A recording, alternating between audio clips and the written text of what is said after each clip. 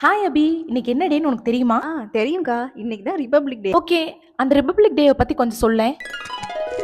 நம்ம independence day மாரி தான் ரிபப்ளிக் டேவும் நம்ம செலிப்ரேட் பண்ணுவோம். என்னதான் இந்தியா 1947ல சுதந்திரம் வாங்குனாலும், இந்தியாவுக்குன்னு எந்த ஒரு சட்ட திட்டங்களும் இல்ல. அத பிரிட்டிஷ் கவர்மெண்டோட ரூல்ஸ தான் நம்ம ஃபாலோ பண்ணிட்டு இருந்தோம்.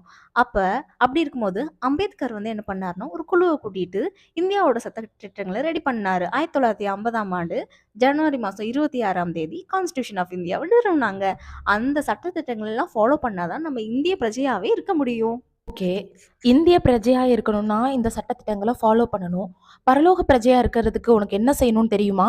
தெரியலையே அக்கா, சொல்லுங்க. பரிசுத்த வேதாகமத்துல சொல்லப்பட்டிருக்கிறது, "நானே வழியும், சத்தியமும், ஜீவனுமாய் இருக்கிறேன். என்னை அல்லாமல் ஒருவனும் பிதாவினிடத்தில் பிரவேசியான்" அப்படின்னு சொல்லப்பட்டிருக்கிறது. அதேபோல வேதாகமத்துல இன்னொரு வசனம் சொல்லப்பட்டிருக்கிறது, நாம் ரட்சிக்கப்படும்படிக்கு வானத்தின் கீழெங்கும் மனுஷருக்குள்ளே அவருடைய நாமமே அல்லாமல் வேறொரு நாமம் நமக்கு அருளப்படவில்லை அப்படின்னு சொல்லப்பட்டிருக்கிறது. ஸோ நம்ம பரலோகத்துக்கு நல்ல பிரஜையா இருக்கணும் அப்படின்னா அவரை நம்ம ஃபாலோ பண்ணணும். அவருனா இயேசு கிறிஸ்துவை நம்ம ஃபாலோ பண்ணணும். அவரு நமக்கு காட்டின எல்லா வழிகளிலும் நம்ம நடக்கணும். அவரு நமக்கு கொடுத்த எல்லா கற்பனைகளின் பேர்லயும் நம்ம நடக்கணும். நடந்து அவருடைய வழிகளையும் அவருடைய கட்டளைகளையும் அவருடைய கற்பனைகளையும் நம்ம கை கொள்ளும் போது பரலோகத்துக்கு சிறந்த பிரஜையா நம்ம இருப்போம். Happy Republic Day to you all.